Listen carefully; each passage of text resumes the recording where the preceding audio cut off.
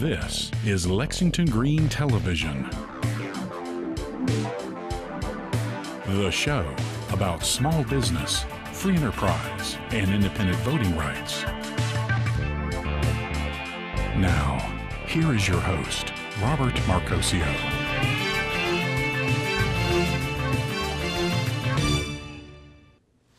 Good evening, I'm Robert Marcoccio. Welcome to Lexington Green, and I'm hoping that you're enjoying the weather out there like I did today. Got a little bit of a sunburn standing out there. Amazing this time of the year. Tonight's subject is going to be more about the voting rights in the state of Pennsylvania. Also, some of the issues that we're having as far as the national parties go with their manipulation of the election system, some of the laws that are enforced here in the state of Pennsylvania explicitly that are to the favor of protecting the Democrat Party and protecting the Republican Party, and have made victim perhaps even millions of Pennsylvania residents because they're being excluded from the election process, because their candidates are not actually those who feel that they represent the majority of the people here in Pennsylvania. They feel that there's a group of people that feel that there should be no parties at all, although that would be kind of an extreme probability. As soon as you fall into a group of the same people, of the same mind, the same political agenda, you fall into a party category. So you're going to be categorized no matter what. But one of the things that I have been promoting since I ran for Congress in the last election has been to establishing the no affiliation voter or voting group as an independent voting group, which is part of the Democrat Republican parties, but with no party agenda. And there are already 620,000 registered no affiliation voters here in the state of Pennsylvania that have done this on their own accord. There was no organization, nobody was pushing them to do it. This is sort of an option that they've come to a conclusion about on their own feelings, their own perspectives of things. They don't want to be recognized as a third party because take the progressive movement, for instance, the communist, the socialist party. They all saw it was a great disadvantage of being a third party. So since the 1960s, they slowly infiltrated the Democrat Party to where now the Democrat Party has been taken over by a small faction of members of the Progressive Party. And I can say that it's a small faction and not the majority of Democrats that are progressive because of the results in the elections in the last congressional elections here in the 4th Congressional District especially. In the 4th Congressional District, just to give you an idea, put it into perspective for you, there was roughly about 575,000 registered Democrat and Republican voters. When the primary election, which the primary election is actually the most important election because the general election is more of a runoff election than it is anything else, because you choose the candidates that are going to run for you in the primary election, and then those are the limitations of the candidates that you will be electing in the November election. Well, what's happened with in the 4th Congressional District was that when the primary elections came, there was roughly about 92,000 Democrat Republican voters who actually voted in the primary election out of 575,000. That's an enormous discrepancy in voter turnout which means that less than 24% of the population in the 4th Congressional District actually elected the officials who are now representing us in Washington. There were 1,100,000 independents here in the state of in the 4th Congressional District that were excluded from the primary election, with 62,000 of them being part of the Democrat-Republican parties, the no affiliation. So no affiliation is not a third party. They are recognized by the state, they are recognized by the federal government, and they are recognized by both national parties to be members of the Democrat-Republican parties. So why aren't we being allowed to cast our vote and help with the selection of candidates in the primary election when it is a primary election that we are part of? And the only thing that separates us, the only thing that makes us an independent, is that we don't have party agenda. This is placing an intellectual qualification on the right to vote. This is abridging the rights of a voter to be able to participate in an election process of their own party. And this is something that needs to be stopped in this next coming primary election. When you have that many voters that are not voting, that are registered as Democrats and Republicans, it demonstrates that there is a disenfranchisement of these members of these voting groups that are either frustrated with the system, or they don't like the candidates, or they become so oblivious to what's going on around them. They're more interested in their work and their job, and they've been indoctrinated to believe that there's nothing that they can do to change it, so what does it matter? Well, the fact is that this is falling right into play with what the Democrat and Republican parties want. The less people that they have to worry about influencing, the more control they have over the selection of the candidates. This is why there has to be an effort to change the way that we select our candidates, and the way to do that is not by changing the electoral college. It's not by creating new systems of electing a candidate. It's by maintaining the established system, but by allowing more people to participate. The Democrats and the Republican parties are using state laws and their monopoly in both houses in our state assemblies to be able to control the election process in various ways. Like, for instance,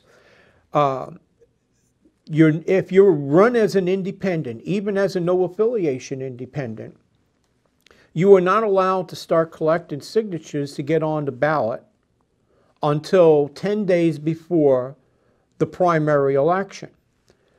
What this does is it prevents you from being able to get onto the ballot, but there's also this misinformation that this is a closed primary election.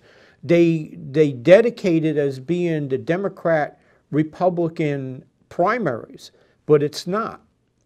You have a Democrat and Republican convention to select the candidates from within their own party, and then the national government will endorse those candidates officially as the representatives of the Democrat or Republican Party.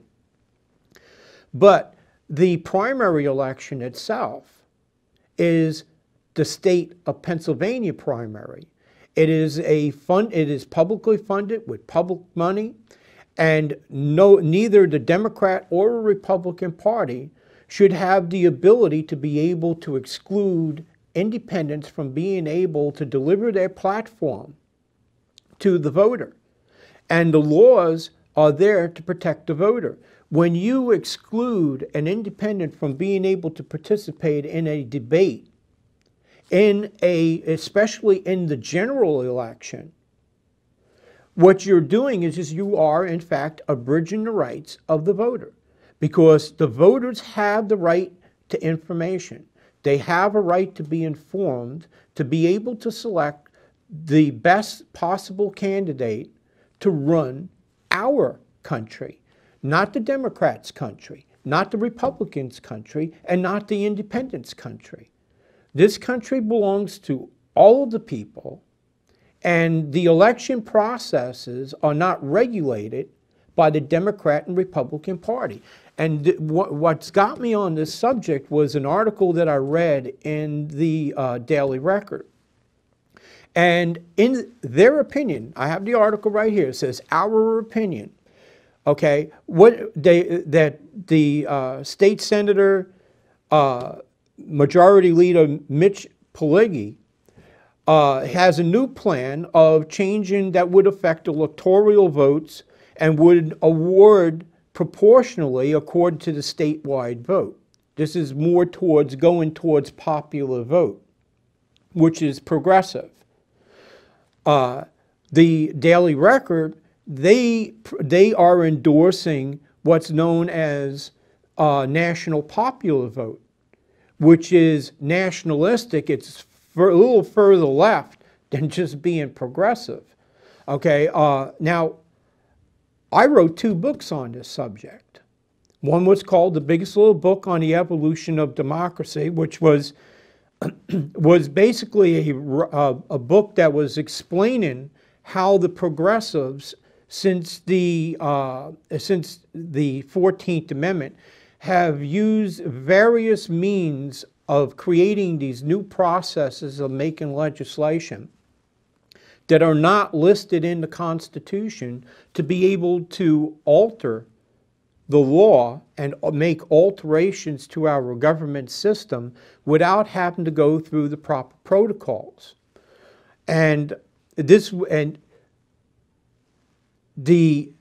reason that I wrote this book was to bring this out to the people, to let them know that there is an agenda out there that's simply there for the purpose of changing the law by an assumed authority, by creating modes of legislation that are more abstract and more assumed than they are. And what it has given us was a government legislative process that is now unstable. Because what the progressive, and I say progressive, I don't necessarily mean Democrats, because there's probably as many progressives in the Republican Party as there are in the Democrat Party. The difference in perspective is that in the progressives in the Republican Party are commercial nationalists, and the progressives in the Democrat Party are social nationalists. That is the only difference in the viewpoint, in the perspective of their party agenda. Now, one of the points about national popular vote is that it eliminates the need for state jurisdiction. What its ultimate intent is to bypass the electoral college. By doing that, what it does is it places the jurisdiction of at least the election of the president to begin with, but it'll surely be expanded later on into the election of United States Senate and House of Representatives. What it does is it places that jurisdiction under the control of the federal government and takes it away from the states, and that's another state authority that is circumvented by the manipulation of the electoral college now. When you take away the state jurisdictions, what you are doing is the best way to describe it is what has happened in the state of California with the referendum initiative process. In one of the legislations that I helped write a constitutional amendment for at the federal level, and also helped a local House of Representative do the research on coming up with an initiative referendum process for the state of Pennsylvania, was studying how the different effects of the removal of the state and county jurisdictions. Well, the Pleggi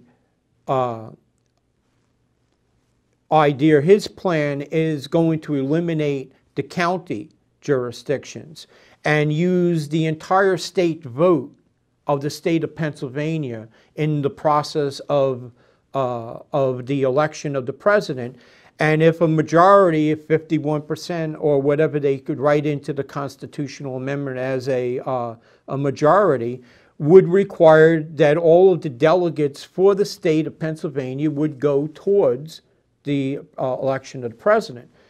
Well, in the state of California, they've already done this as far as the initiative and referendum process that they have out there. And what has happened is that you have towns like San Francisco and Los Angeles and San Diego. All of the major cities now have more say-so in who is going to be elected as their governor or as a state official. They also have a dominance over the initiative and referendum process, which means that they have an ability to be able to make law simply by having enough people in one of the large populated areas vote in favor of or against an issue. This is what Pleggi is trying to establish here in the state of Pennsylvania as far as the elections for the President of the United States of America. The National Popular Vote Initiative is trying to do this throughout the United States. It's not only trying to wipe out the breakdown of the jurisdictions of county, but it's also going to break down the jurisdictions of the states.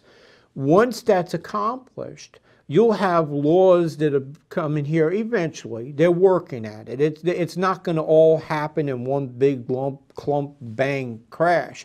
This is how they've been chipping away at our election systems. They've been chipping away at our Constitution, our school system, our economy, everything has small little steps in taking away the civil liberties of the American people and instituting nationalistic agendas that are placing more control into the government, that are creating more laws to protect the government from the people, and are actually flip-flopping our entire election process, our entire legislative process, to where the government has more control over the people than the other way around. This is, in my opinion, a breach in Constitution, because it is undermining the very principle of the United States Constitution. So what we now have is every time that a Democrat loses an election, they want to change, they blame it on the electoral process. Every time that the Republicans lose an election, they blame it on the electoral process. They do not accept the blame that they put the wrong candidate in there.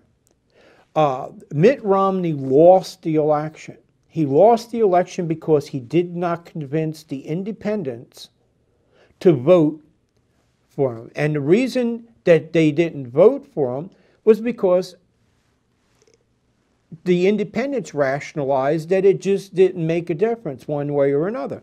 And if you look at the way that the Republican Party thinks, they were counting on the fact that the independents hated the President Obama so much that you could have put you could put anybody up there to run against them and they would have been elected, regardless of who they were and what they stood for.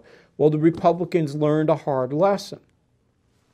That you can't just put somebody up there and expect the motivation of blind hatred to elect you a candidate that is going to do exactly what the party wants them to do, because the party is not going to put somebody up in the candidacy or to campaign for the President of the United States unless they are 100% loyal to that party. And that goes for the Democrats as well.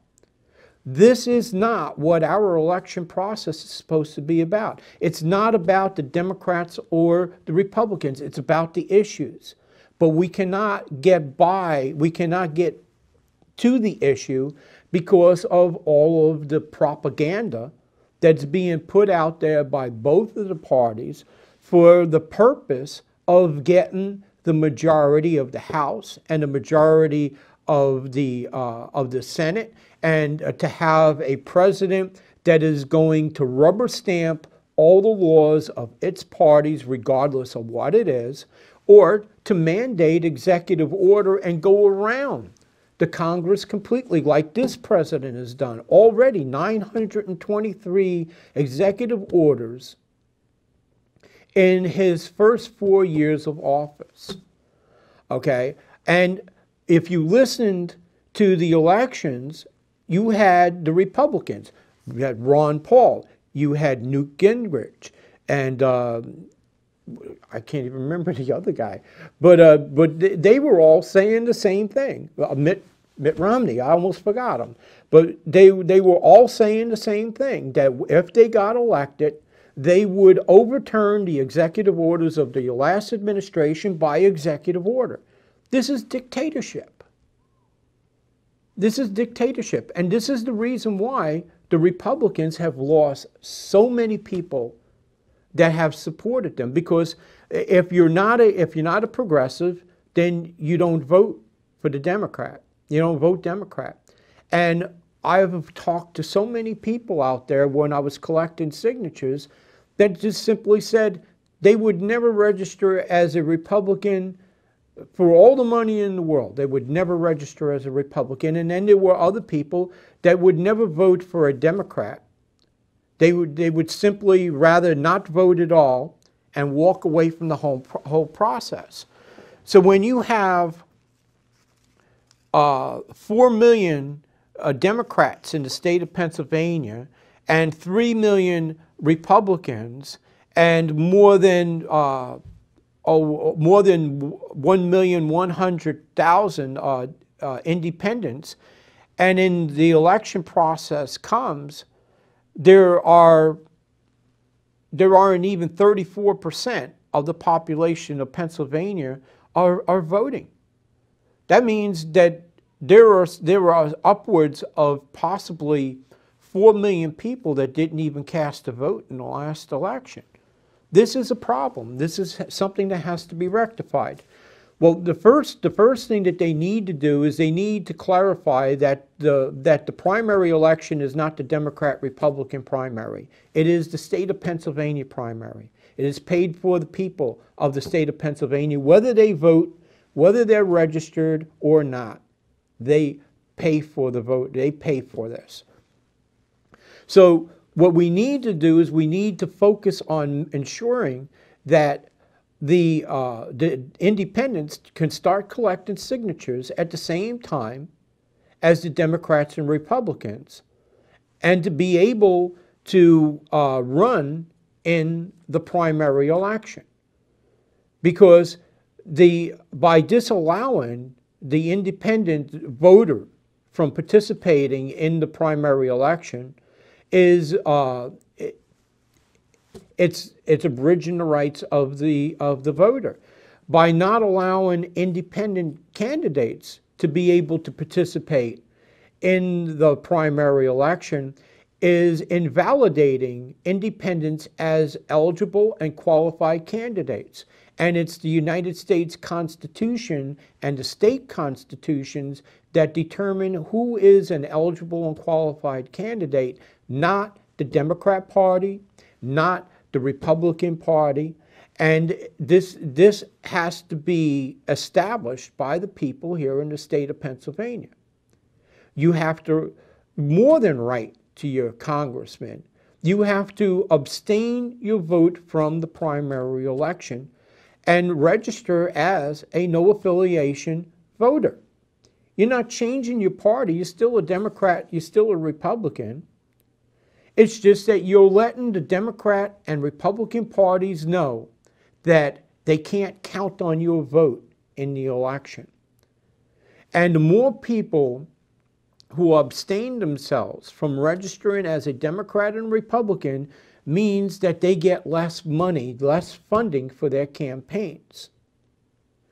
Eventually, if we can get more than 1 million registered no affiliation voters by the next primary election, if we can get that many voters, there's no way that they can ignore the no affiliation independent voting group, because if they did, it could have a lot of consequence coming in the November election, because the more people that get the idea about no affiliation, the more candidates will start running as no affiliation, because now they have a support group out there, people that they represent. And no affiliation is domestic representation here in the state of Pennsylvania and here in the United States of America. Most of the people that I've spoke to who are no affiliation, they don't want to submit themselves to any specific party agenda. If they see that the Democrats a candidate is trying to pass good laws, then they want to vote for him. If they see the Republican is passing good laws, they want to vote for him. This party monopoly where if you don't vote for this law and you're a Republican, then you're a sellout. That's a bunch of, that's hypocrisy, if nothing else. If the United States Constitution and the state constitutions require that the candidates act on the best interests of the people, it's just not some of the time. It's supposed to be all of the time. If they make a mistake, if they vote for something and it turns out to be something entirely different, then okay, they made a mistake. And when it comes time to elect them back to office, we keep that in mind, that the person didn't do their job and read the bill. Because if they read the bill, then they wouldn't have voted the wrong way. And this is another one of the problems. There's so many bills that get run through Congress that are so superficial. They're only there to distract people. They're only there to keep people from, the assembly members from being able to focus on what the real issues are. Like, for instance, the deficit. The deficit will never be solved. It'll never be solved because, A, the progressive tax system, it was the biggest blunder ever introduced to our system of government. It needs to be eradicated, and a new system needs to be implemented. I wrote a book called the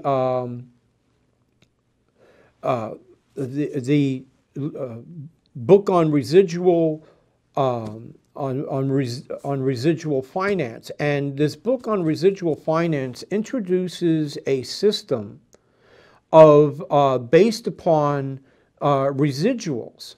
Residuals are used in many different ways. We collect residuals on natural resources. what this system does is it expands into national resources, finished products, manufacturing products. And each of the different categories of industry has a rate that is set so that it doesn't fall onto the burden of one industry.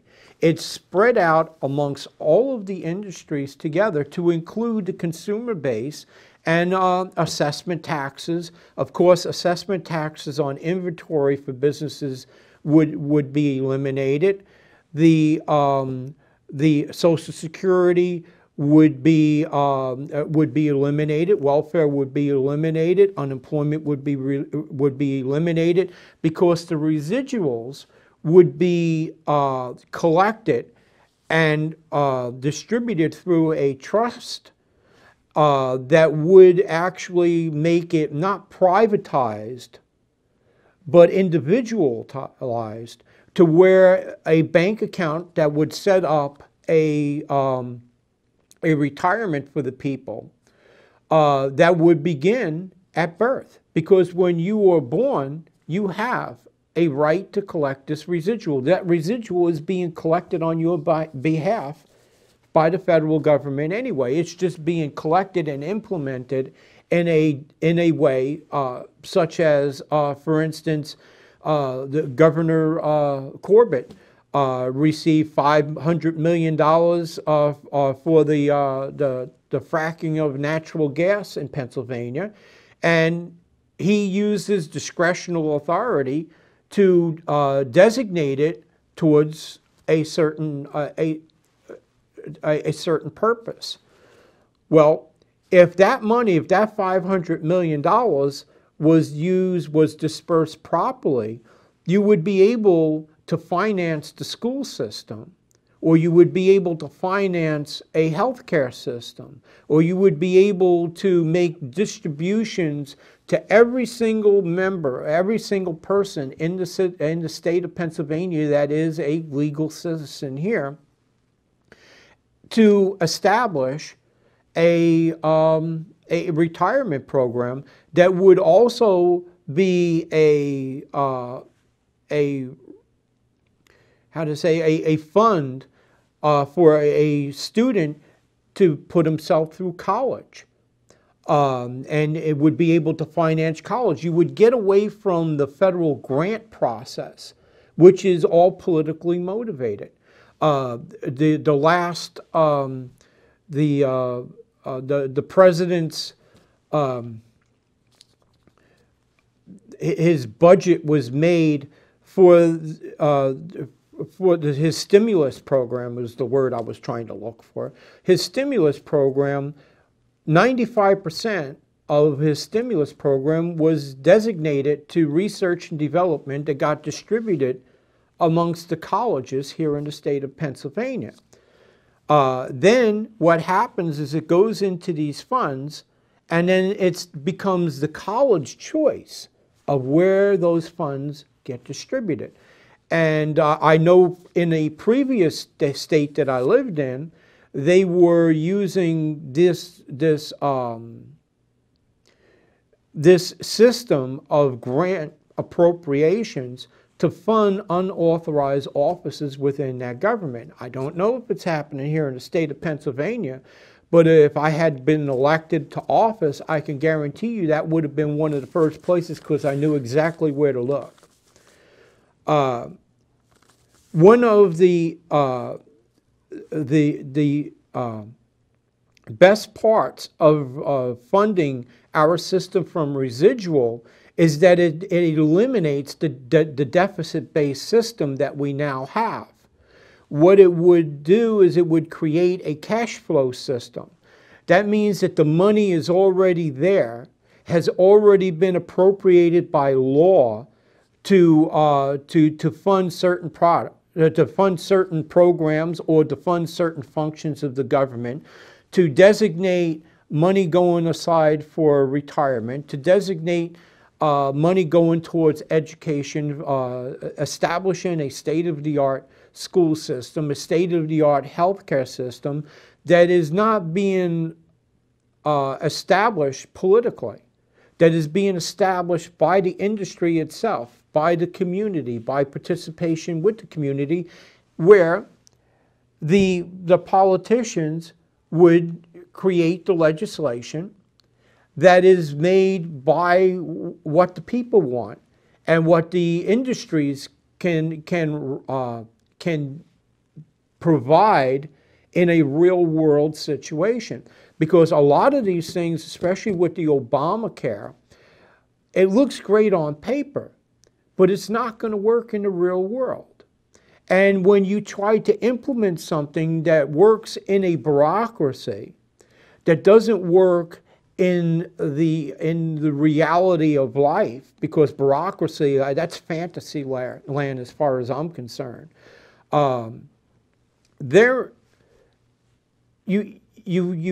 Money has to come from someplace. And if you have a deficit-based system, that money is coming from debt. It's coming from loans. You put everything in the charge of banks, and the banks start manipulating money, and they start manipulating how to do these deals and stuff. And you have a Congress full of lawyers, and the lawyers, they know how to make money on paper. But if you get a bunch of people in Congress who are industrialists, who are people who understand business from the businessman's perspective, then you start getting more laws that are rational. And then you start realizing that the less laws we have, the better it is for industry. But you leave the government to do what the government is supposed to do, and that is regulate antitrust laws, to regulate the overproduction of products, because that is what has showed us in the past. That is what has caused the depressions. That's what causes the spike, the downward spike in the economy. It's because they start making so many laws that they tie themselves into a knot, and they can't figure out a way to get out of it. And you just about have to break the entire system apart to undo the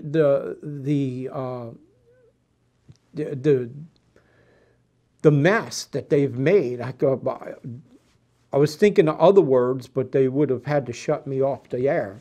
But I mean, look what happened to California. Arnold threw his hands up and walked away from that state because they had made so many laws through initiative and through progressive, then made the requirements of overturning that law so impossible to be able to meet, that they're stuck with laws that are benefiting very small factions within the society, and the majority of the society is paying for it. This is what has to be avoided in our system of government. So when you have election laws that are keeping the election from being influenced from one party to the other, and sometimes a candidate gets elected and you sit there and you go like, that should have never have happened. It's better to maintain the system that is doing that than to have a system that is going to guarantee that for the next 20 years, you are going to have nothing but Democrats, or you're going to have nothing but Republicans. The system has to be maintained for the benefit of the voter, and we have to avoid any legislation or any laws that are being made or compiled, because that's what they do. Is they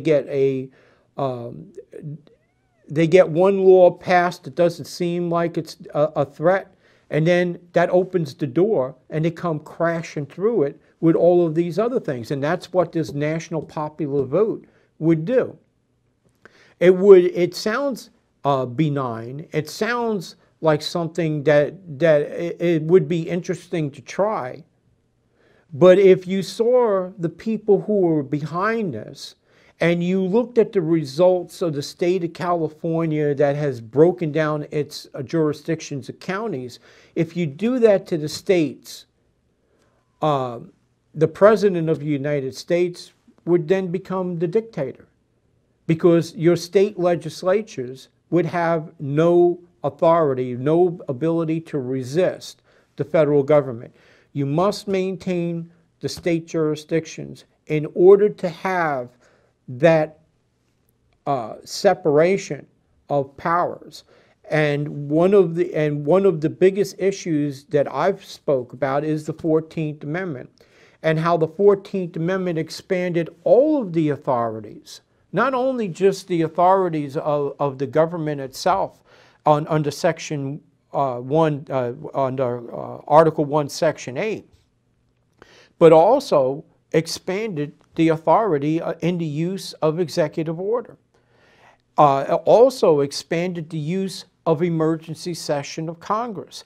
See, emergency session of Congress and executive order, according to the, prior to the 14th Amendment, never had the ability to impose directly upon the states. And this was the reason why I had constructed an inclusion to be added to the 14th Amendment, which is the countermeasure that was missing from the 14th Amendment. It doesn't create a new constitutional amendment, although it would probably be proposed as the 27th Amendment, would basically close the loophole created by the 14th Amendment, which gave the national government the ability to be able to assume an authority of discretion that takes it beyond the Constitution. There's no such assumable authority granted by the 14th Amendment. It was just something that, well, you know, since the text of the 14th Amendment doesn't say specifically that we can't do it, that means that we can do it. And if you look at a lot of the rationalization, especially within the Democrat Party, especially with the president, with the health care bill and the way that it's written, he wants to use the doctors to be able to ask questions of their patients, do you own a gun or not? Well, what his rationalization was that it's not written into the legislation that says that it can't be used this way, therefore it can be used this way. And if you look all the way back this 147 years to the 14th Amendment, that is exactly the loophole that they've been using. It doesn't say that we can't, so there's nothing stopping us that we can. But there are plenty of laws in there that says that you can't do certain things, so a written law outweighs an assumed law. And that's the way the courts are supposed to be looking at it. They're supposed to be giving their judgments, not interpretations. Interpretation of the law is the Congress's alone. It says so. Article 1, Section 1 of the United States Constitution. All laws are made by Congress. They're the ones who make the law. And if you make the law, you have to be able to interpret what it means. Because if you don't know what the law means, then you shouldn't be a lawmaker. The bill shouldn't even be presented before Congress if it doesn't have a beginning, a middle, and an end. Once it reaches its goal, it should be disbanded. It should have a lifetime. And once it achieves what it's doing, then the law should be nullified.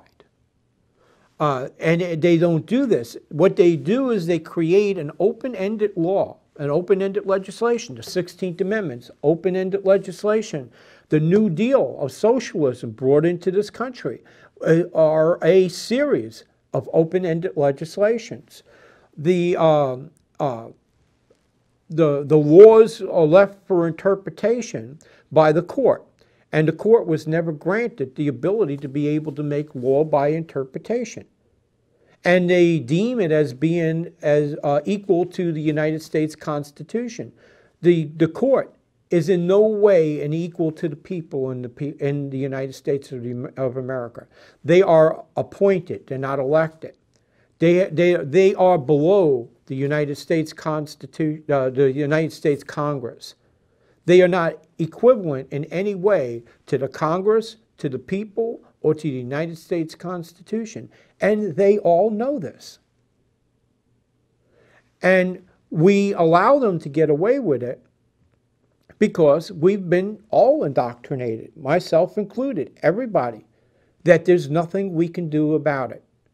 And the only way that we're going to be able to do something about it is when somebody stands up and puts themselves in front of a group of people, in front of a TV set, over the radio, and starts to do something about it, starting with that individual.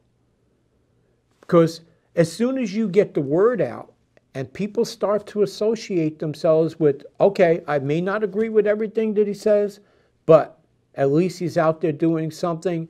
And, well, if push comes to shove, they're going to shove him, not me. So you want to stand behind me and I take the shots? I'll take the shots because I'm fed up with what's going on. And a lot of people that I talk to are fed up with what's going on. And I'm pretty much bringing out what they're telling me as much as what I'm adding to on my own. I put my stuff down in writing. You want to see a website? My website, www.marcocommunications.com. It's all written in articles. I have some articles up there that explain the formation of the Articles of Confederation and the things about NAFTA and what's wrong with NAFTA, and you know, just simple, you know, entertainment articles, and the best way to make things happen in this country is to have control over the selection of candidates.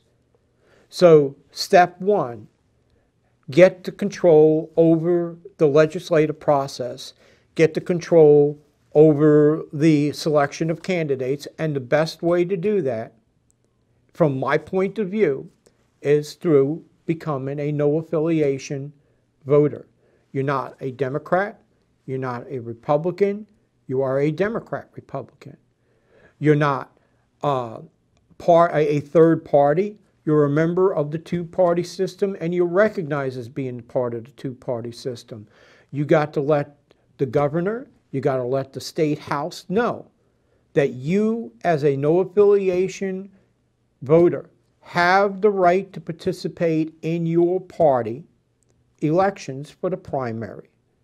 That it is not a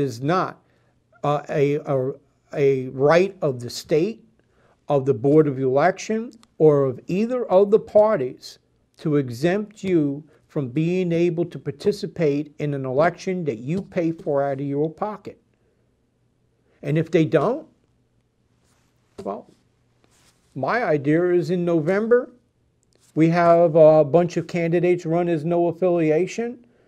And if we have over our million registered voters, like I said, we have 620,000 already. A million no affiliation voters can have a very big impact, not only on the selection of the governor, but also the selection of the members of both the House and State Senate. And then we'll get their attention. Because up until now, the Democrat and Republican parties have been using the state laws to monopolize the election process. We have to choose between who they decide we're going to choose from. By eliminating the candidates with laws such as they have the disgruntled candidate law. If you run as a Democrat or you run as a Republican and you go through the primary and you don't get elected, you cannot run as an independent candidate. They did this because if you have a Republican or a Democrat candidate and he is a very strong candidate and the primary was won by a very small margin, this candidate could now run as an independent because he's already established himself as a viable candidate. And now he would be able to attract the independents because now he would be running as an independent. So rather than allow this threat to have any kind of an influence over the party's selected loyal candidate, they made these laws to prevent such matter from ever occurring. These are some of the laws that are made by the state of Pennsylvania that are being enforced for the benefit of the parties, not the benefit of the people. And it's the people who are protected by the United States Constitution, not the elected officials.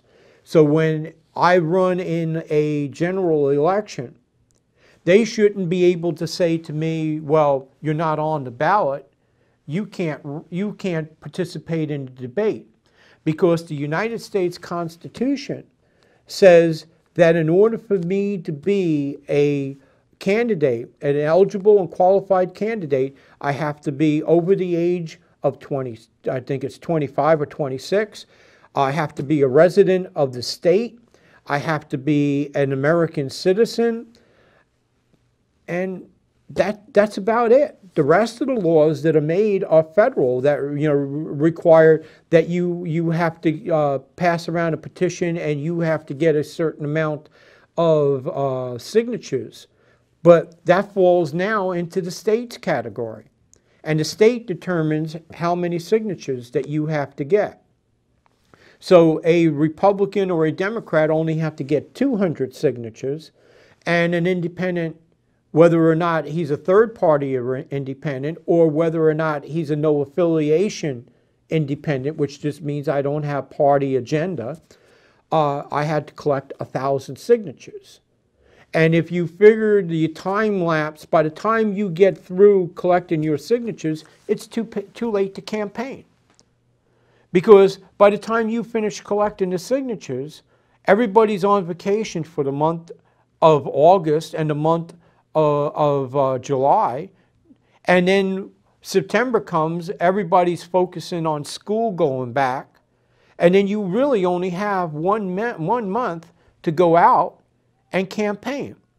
When the Democrats and Republicans who start collecting signatures in October of this year have 6 months of campaign, an election that qualifies them, that establishes them as a candidate, and at the same time invalidates the independents.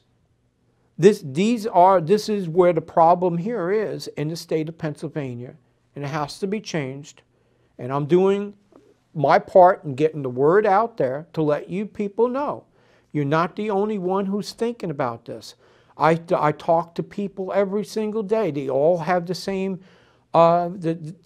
gripe, is that the Democrat and Republicans have too much to say about national policy. They have too much to say about foreign policy.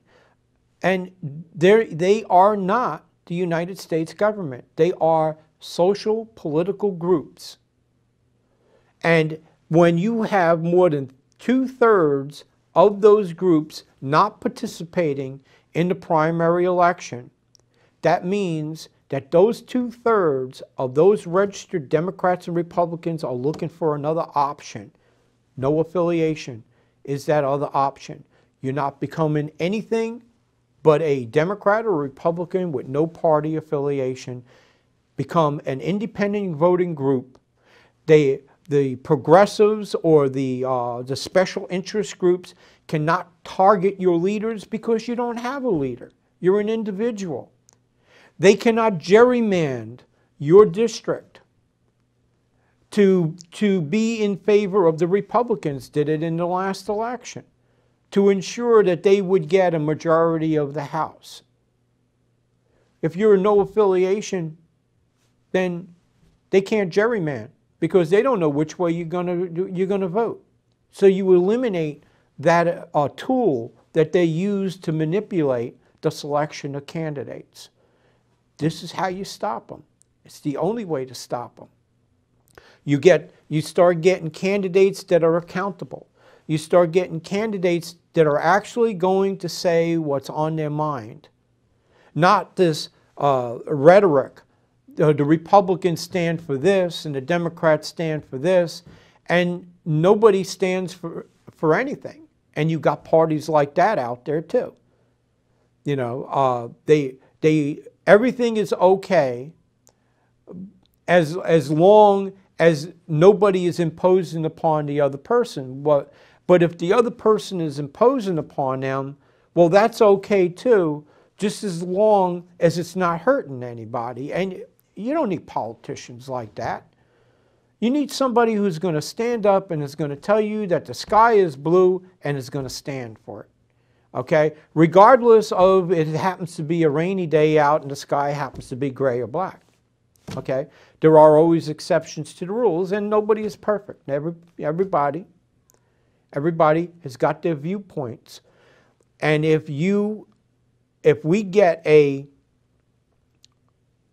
system set up to where you have your Democrats and you have your Republicans, but you also have a no affiliation candidate, which is a Democrat and a Republican, who doesn't agree with the National Party agenda, who is going to get up there and he's going to say what needs to be said, then the Democrat and Republican have to say something. Because if they don't, they're not going to win the election.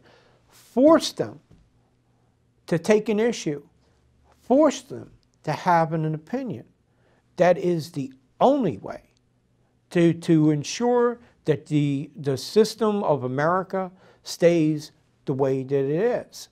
And well, actually, we don't want it to stay the way it is right now. We want it to get back on track again. Doesn't mean we have to go back 147 years, but we shouldn't be allowing the progressive movement to take us back 236 years to where they want to place us under foreign government control, where they want to have a system that's set up as an autocracy of bureaucrats, that they know what's best for us, and therefore why should we have any opinion? Because all we're going to do is we're going to keep them from doing what they want to do. That is what the checking mechanism is of our United States Constitution. It's not, a politician is not supposed to go in there and say, I got this great idea and let's go ahead and do it, and then abort 2 or 3 or 4 constitutional amendments to do it. You know, to go, and then we get stuck with something. 4 years later, the guy, it turned out he didn't know what he was talking about. He made a mistake, and it didn't work the way he had figured. Now for the next 20, 30, 40, 50 years, we're stuck with this program, or that we're stuck with this legislation that is now impeding industry, assessment taxes on inventory was implemented in 1964. And since 1964, the entire system of industry has had to change. It's created a whole new system of doing inventory. We've also had, we've become victims of dumping, where an industry, American-owned, doesn't have to be from China, outside of the borders of the United States, overproduces and dumps their stuff at these dollar discount places.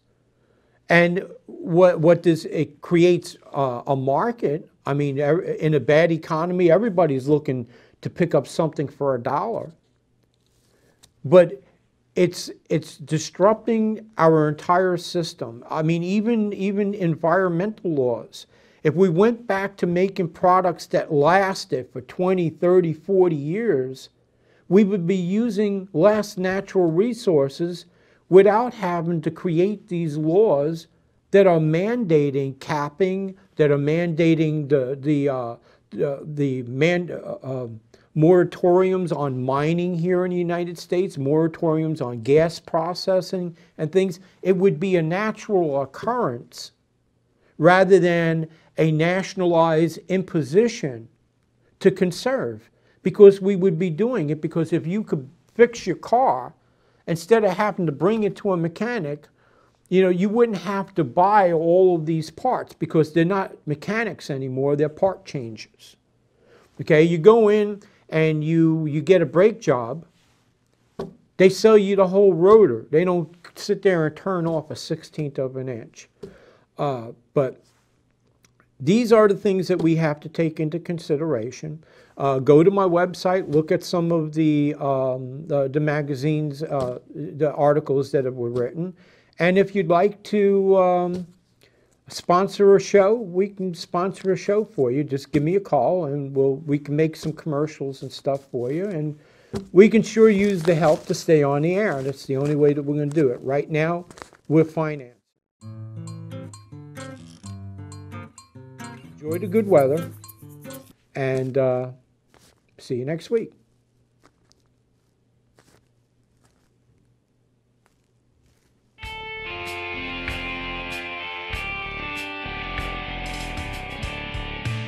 This has been Lexington Green Television with your host, Robert Marcoccio.